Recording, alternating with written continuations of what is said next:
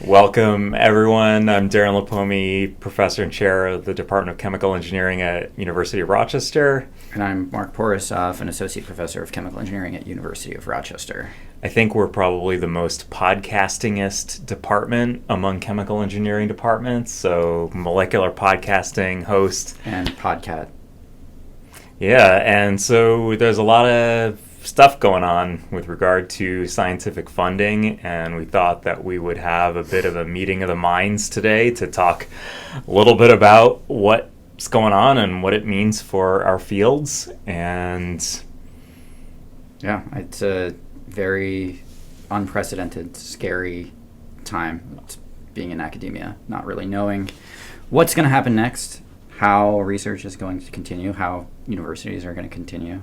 So I think there's a lot of questions, and we thought it would be a good idea to have an honest, frank, informative conversation to put everything out there that's on everyone's minds. One of the view graphs that I've seen on social media making the rounds is that only about 40% of grant money that was awarded this time last year has been allocated this year. And how is that affecting your research, Mark?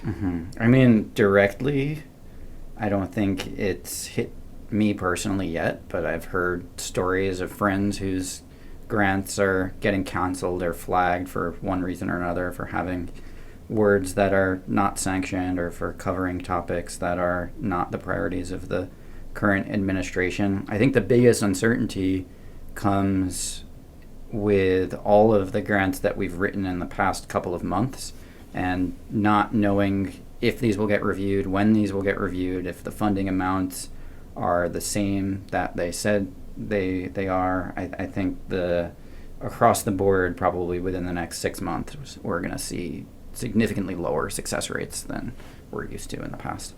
There are some programs where the money is allocated in chunks by meeting certain deliverables, and that they're not going to make the next payment until the deliverables are met. There are some programs within, for example, the Department of Energy that are like this. DARPA and ARPA-E are not notorious is the wrong word, but known for having this payment structure. Right. So, for example, we had a grant that, I won't go into the details because it's, this isn't the official news yet, but it's subject to the political process where it is most likely going to get canceled, and I'll correct this video if it ends up going in our favor. But it really looks like the grant is going to end with between two PIs about 700 plus K still on the table. Yikes. And then we've had a student with their training grant cut, and so money is already being not paid out on things that we kind of were counting on, right, to do our work. Right. Yeah. There's just so much uncertainty. So we submitted a concept paper to ARPA-E back in December, and their timeline for decisions on concept papers is generally around the order of 2 months. And that was December, and it's now the middle of April, or late April. So now we're twice as long as their normal timeline, and there's really no clarity coming with if we're ever going to hear a decision on that. But I mean, that's not nearly as bad as a grant getting canceled and losing out on 700K. The nice part about having moved institutions is that there's a startup package that, knock on wood or polyurethane or whatever this is, that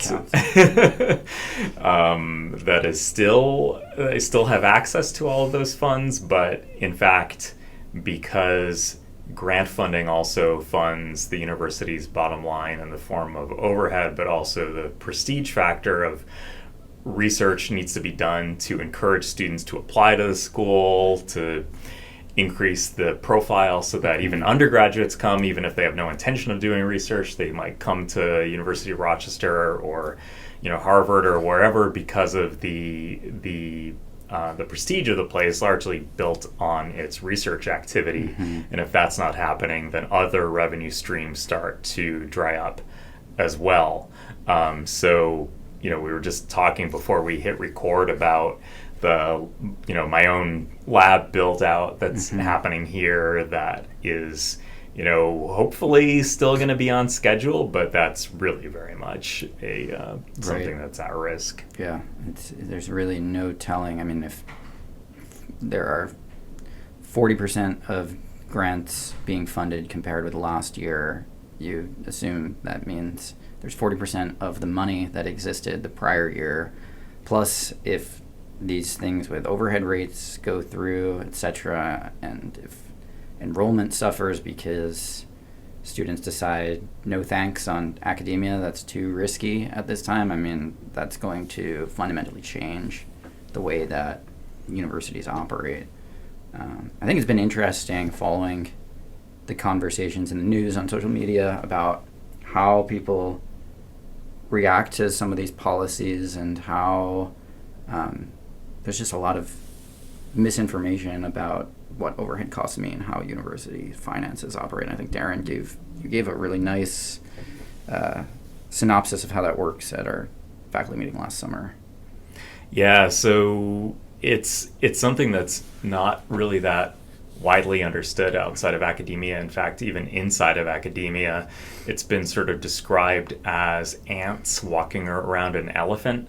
And that is the university funding model and how things work. And I don't claim to be an expert here either.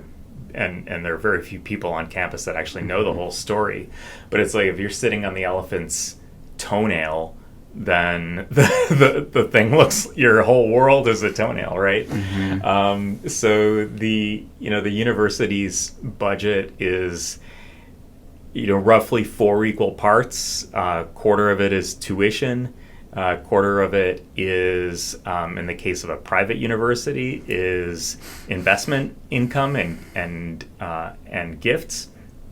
A quarter of it is research funding, and the other quarter is miscellaneous, and that might be sports. It might be services, like how much does Starbucks pay in lease payments, and even I don't know if that goes into investment income because it's technically rental income or lease income from capital. And then for universities that also have a hospital attached, the hospital revenue is usually another 1, 2, or 3 pies that are all hospital revenue.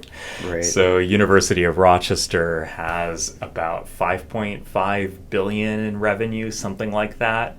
And only the first maybe 1 and 2/3 billion. I'm getting that wrong, but slightly under $2 billion is coming from the main campus, the River campus, and the rest is coming from hospital activities. And so, and some places do their accounting differently, where they have separated that piece. But here, there's a little bit here, and many other schools that operate on a similar financial model have some degree of fungibility between the different campus units. Right. Yeah. I mean, yeah. So it's a big chunk of the budget if you're slashing a quarter of the research expenditures in half. That's an eighth of the overall budget, but there's probably, I mean, that just assumes that you have half the number of contracts. And if you are also cutting overhead rates, I mean, that number is going to go down even further. But I don't know, maybe it's fortunate we're attached to a hospital system, because that could just mean our medical expenses and everyone else's medical expenses are going to go up, and they'll use that to fill in the gap. Yeah, to the extent that's just possible. Dump the problem in the lap of the insurance companies. Oh my goodness. Yeah. The other thing that's been a little bit annoying on social media is the misunderstanding of what overhead rates actually are. Right. And even among well-intentioned journalists, I think that they're afraid to state what an overhead rate is with too much certainty, because I guess that, they don't want to be wrong. But an overhead rate of 50% is not that 50% of the total money goes toward other campus activities. A 50% overhead rate means 50% of direct costs in addition to the direct costs. So if it costs $100,000 to pay a student and buy equipment for them, or buy materials for them and publication fees or whatever, then you charge the federal government $150,000 for that. It's not quite that simple, because there are many cost categories that don't qualify for overhead. So for capital equipment purchases, those costs don't get charged overhead, because that money is going right to the university's bottom line to begin with, or like capital holdings to begin with.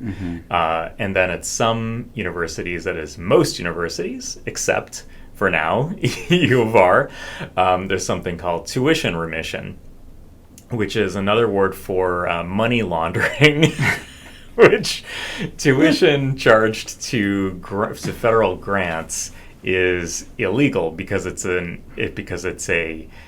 you're charging instructional costs to a research grant, which is not what the research grant is for. It's not to pay for chalk and overhead transparencies and 35 millimeter slides. Oh wait, what? It's 2025. Okay. Thank you. Although it does feel like we're going back to the 1950s. Yes. We're making classrooms chalk again. Right. And so so instructional costs shouldn't be under research, but if you say that tuition is a benefit paid to the student because they would have had to pay tuition otherwise, then it's a different cost category called tuition remission, which is basically a benefit paid to the student. The student never sees the cash, and then it's an honor that they were selected not to have to pay tuition, but the school still gets the money from the grant, and that's how tuition remission works. And most universities charge some form of tuition-ish thing to grants. We do not. For now. And we hope that continues. Right. We'll see. But we have no idea what they're going to have to do with their budget models. I mean, there's a lot of uncertainty coming. We just got an email from the university today, and they're expressing there's a lot of uncertainty, mainly because nobody knows what's going to be in this fiscal year 26 budget. And I think that's going to be the most telling piece of everything, because that will become law. So there's going to be no challenging any of that in courts if they decide to cut the NIH or the NSF or et cetera in half. I mean, that's going to be what it is, and the pie will be much smaller. So I think there's a lot of anxiety and anticipation over what that's really going to look like. So I don't know. We'll have to wait and see, and hopefully the Democratic senators can push back enough, because I think they'll need 60 votes to get that through.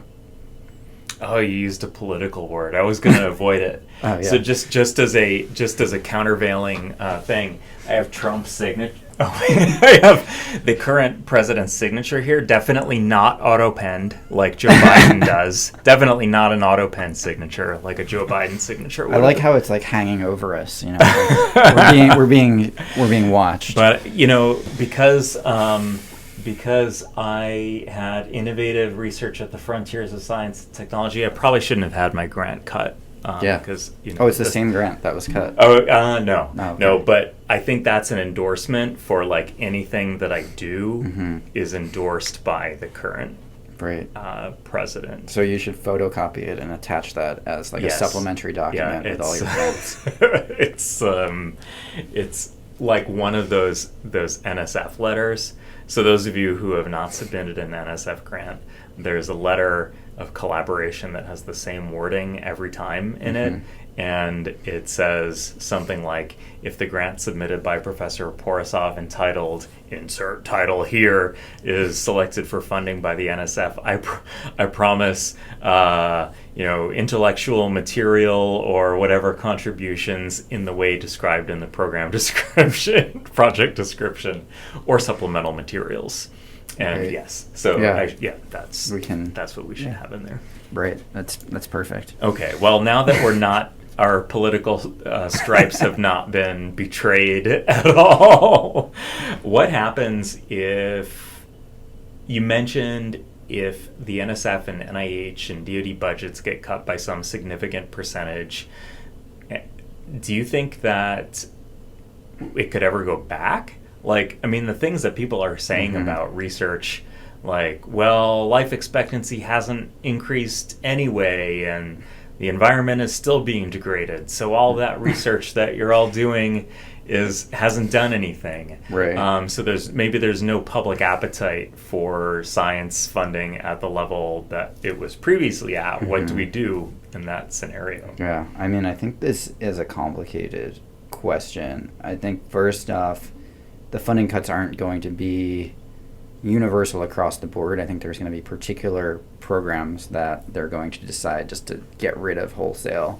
But it's definitely easier once you've gotten rid of all these people to keep it that way than to all of a sudden have to say we need to request another X billion dollars to fund these agencies and hire all these people back.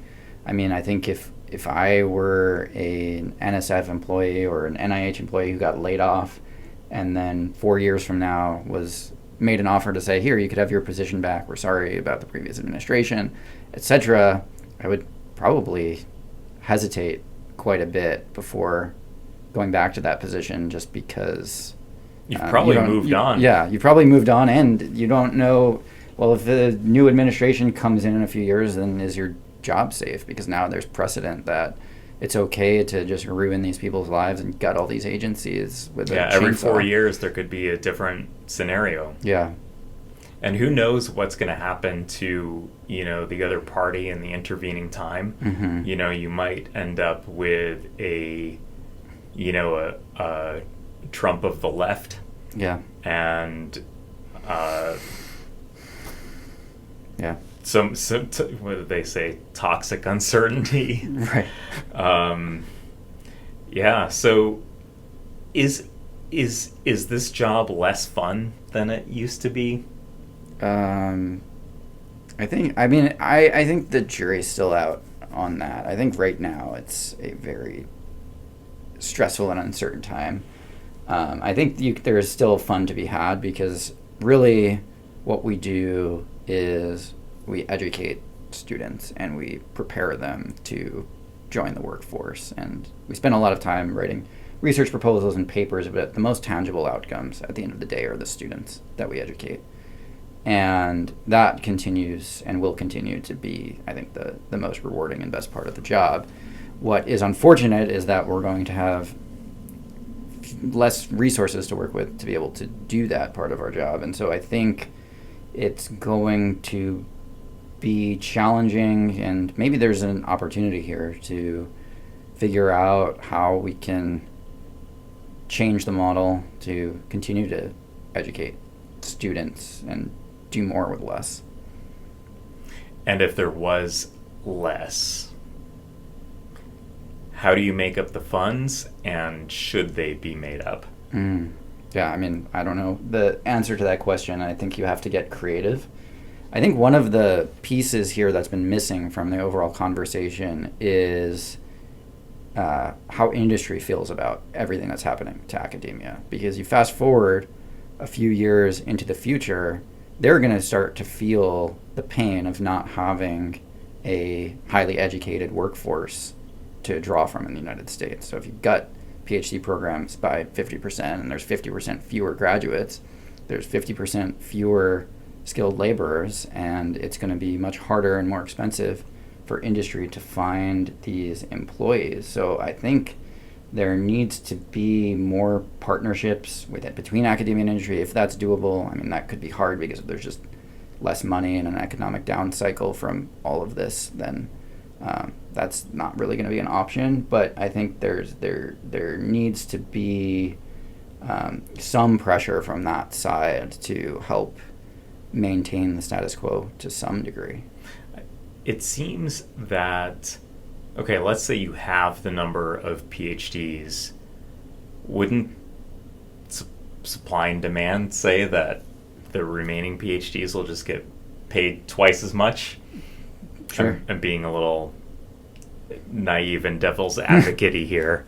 But part of me has always, and I'm speaking from a position of immense privilege, but part of me has always lamented the fact that MBA holders, MD holders, JD holders go to, well, except for MDs, go to school for a lot less time and have a higher starting salary. Right. Right. And what if, and there are, you're paying graduate students to do their work. You're not paying professional students, professional school students to do their graduate work, professional school work. But then that seems like in part a justification for having the starting salary of a PhD be so much lower, especially and there just aren't that many jobs, right? Especially in the natural sciences. I think in engineering we're a bit spoiled because pretty much all of our students, our PhD students, get employed in engineering. But in, math is a bad example because a lot of them end up in the finance industry. But in biological sciences, a lot of biology PhD holders, there's just such a glut of PhD holders, which is one of the consequences of the NIH budget being so much higher than more physical sciences budgets, that it's really hard for PhD biologists to find jobs. It's really hard for slightly less hard for PhD chemists to find jobs. Interesting. I mean, I wonder if part of the salary discrepancy, I'm not sure about this, is due to the amount of money involved in finance, law, medicine versus science and engineering. If that's part of the reason why the salaries are different. But back to your point earlier about the time, I mean, I think there's no rule that a PhD has to take 5 years.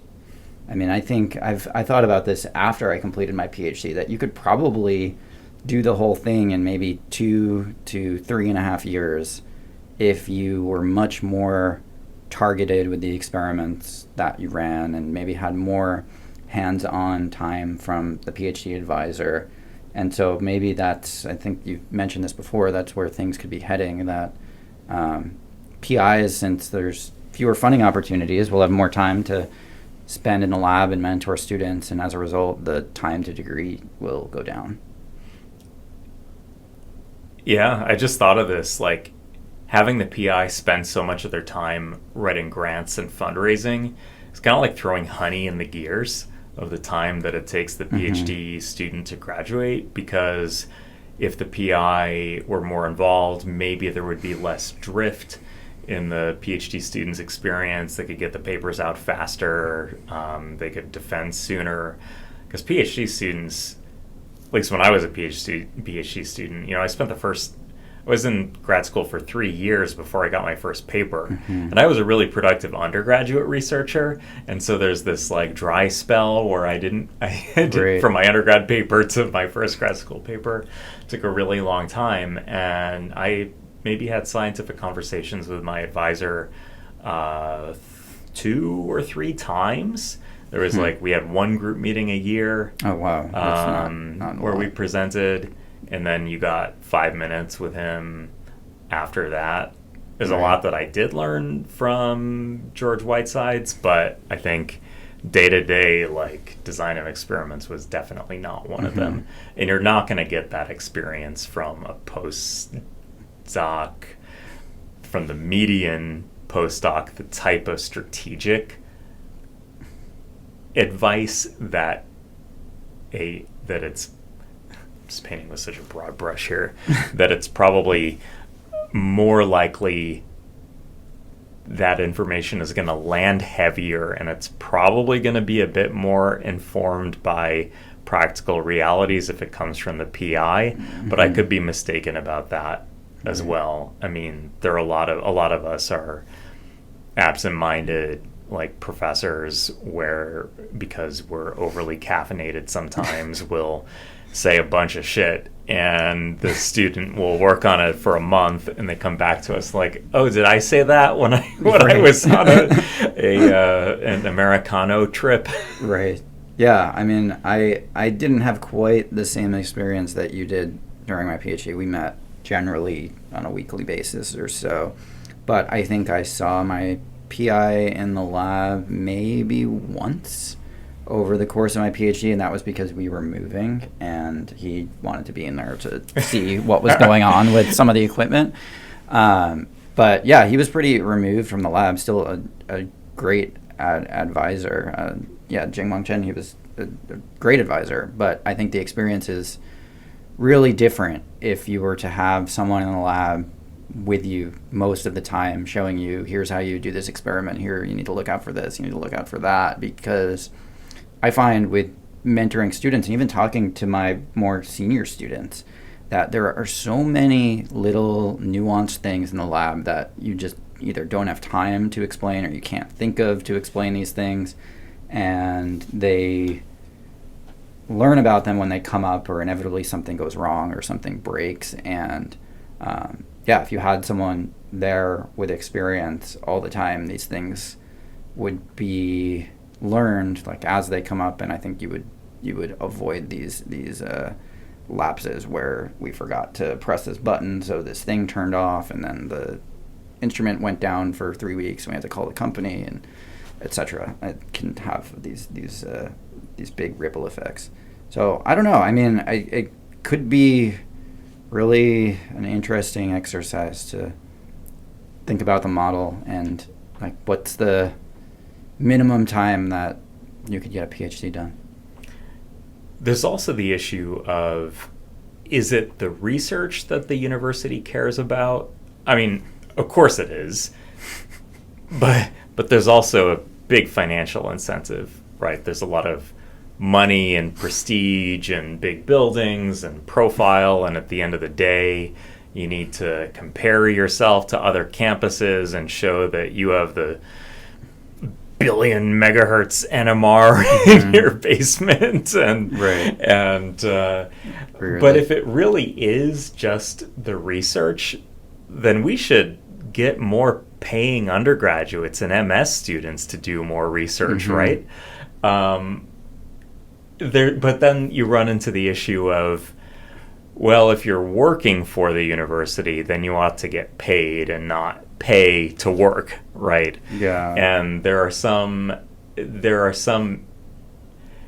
are good points to be had on both sides of that conversation, because pay your undergrads. Well, most undergraduate researchers at the beginning of their time in the lab are getting more from the system than they are putting in. Absolutely. But even if they're not,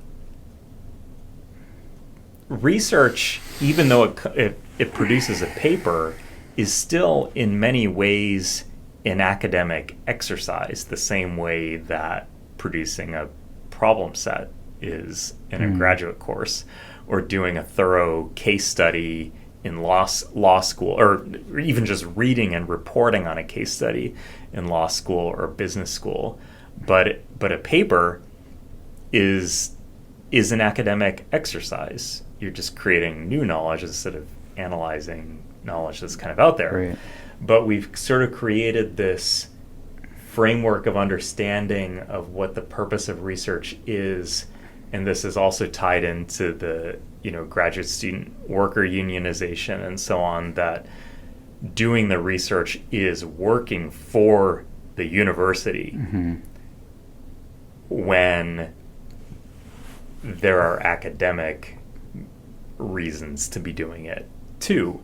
And if you took all grant funding away, would there be people still interested in like doing a graduate degree without pay, or even paying for it the way that law students, business students, and medical students do it? Yeah, I think there would be, but it would be a smaller pool of much applicants. Smaller, like 1 in 10 maybe. Yeah. The program would have to be shorter. Like you couldn't have a 5-year PhD program where you pay the entire time, because law school is 3 years, business school is 2 years. 2 years. So to pay full tuition for 5 years after coming from undergrad where you paid tuition for 4 years, that's just and then make $103,000 in your first job when you're in debt, $400,000 from a PhD. Yeah, that's an absurd proposition. Yeah, but there's so many, it's really not just working for the university. I mean, like you said, the final product is in many ways an academic exercise, I think, except for some really rare circumstances where it will go directly into a product, or the idea will be spun out into a company. Like an example of that is the research is not just the experiments in the lab. It's taking the experiments, putting them together into a story, and writing this paper. And there aren't many students who come in at the beginning who can formulate a hypothesis, then formulate the experimental design to test that hypothesis, run the experiments, and then present everything in a very cogent, clear manner. I think that's an incredibly valuable skill that students learn throughout a PhD that you can then apply to almost anything. Just this idea of how do I take this idea and test it in a scientifically sound way, and then tell people about what I did. And that's something that they're getting out of this. They're not working for the university to obtain those skills and knowledge. They're getting the mentorship to learn how to do that. I think that would be understood to be half of the puzzle, but I think working in the sense that the student is working so that the PI and the university can get the next grant and earn more overhead and increase the prestige of the department or the university. And I think both are true. Yeah, and I mean, I think the most exciting thing to a university would be you win that multi-million-dollar grant that they can charge full overhead to, that educates a large cohort of students, that a news story gets written about, that science papers get published about, that then generate more news stories, because all of that feeds into the prestige and ability to then in turn write more grants and continue the wheel. There's also a controversial statement that some people make, that research loses money. So even though the argument goes that even though research grants pay overhead, that doesn't that doesn't cover the costs of the research. So there's the physical infrastructure, the maintenance of buildings, there are shared facilities. Shared facilities could even be physical space, like just the offices, the internet connections, the utilities. The biggest part of the expense is probably staff support. Right. So the research infrastructure staff support, that even if the overhead rate is 50% of direct costs, it doesn't meet those it doesn't cover those costs fully. And all you really have to do, so the argument goes, is look at national labs, where if you get an external grant, it's sometimes not just a percentage of direct costs, but a few times direct costs. Right. And if you look at institutions, like degree granting institutions like Scripps in San Diego, where the overhead rate is over 80%, of direct costs, and that's nominally or presumably, I haven't studied the finances of Scripps, but they don't have an undergraduate program, and none of the graduate students are paying tuition out of pocket. And so you have to come up with that money some other way, and how are you going to do that with grant overhead? Which suggests that at a conventional R1 institution that has all degree programs from BS through PhD, that it is cross subsidies between departments that are actually enabling the research, because it's more expensive to run a fully functional STEM department that has experimental facilities, research facilities, teaching facilities, the fact that the buildings are bigger because it's more than just offices and classrooms, you have labs as well, bigger utility costs, bigger administrative costs, that it's actually that 300-seat sociology class that is underwriting the costs of. Yeah. And so there is definitely some truth to that.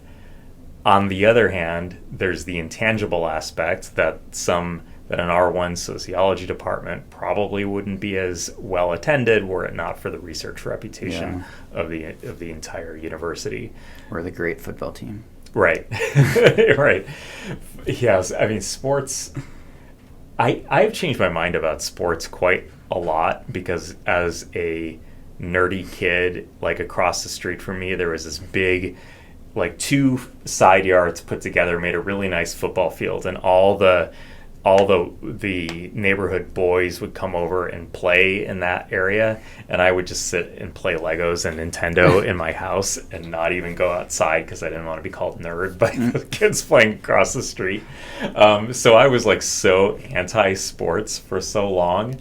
But when you go to a place that has a strong sports and alumni culture, you're like, the places I've been have really missed out, I think, on the I guess they say the first best thing for a campus to have for strong alumni engagement is sports.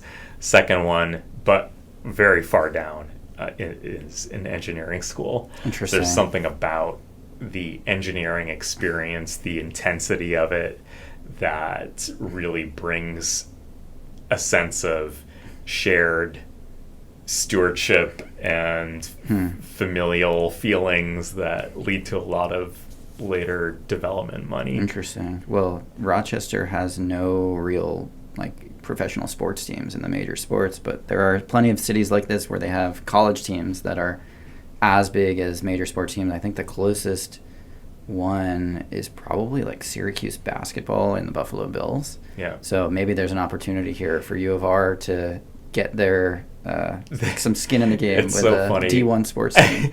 This has got to be the last topic because of time, but but it'll be totally off topic. And is that I went to Syracuse last weekend for the Metallica concert, and it was Suicidal Tendencies, Pantera, and Metallica, and it was in the JMA Wireless Dome, which apparently is the largest collegiate dome in America and the largest dome of any kind in the Northeast.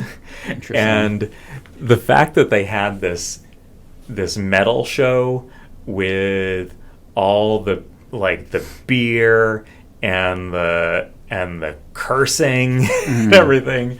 I feel like the 2 schools that I've been at that have not had sports to speak of, except for water polo at UCSD, but that was basically the highest profile sports team that was there. The culture here and there are so pure compared to the schools with sports that rent out their facilities to these huge concerts and games and stuff. The games are not rented out, obviously, but Anyway, I think we should probably end it there. Yeah, I think so. That was a fun experiment. That was good. Thanks. See you, everyone. See you next time.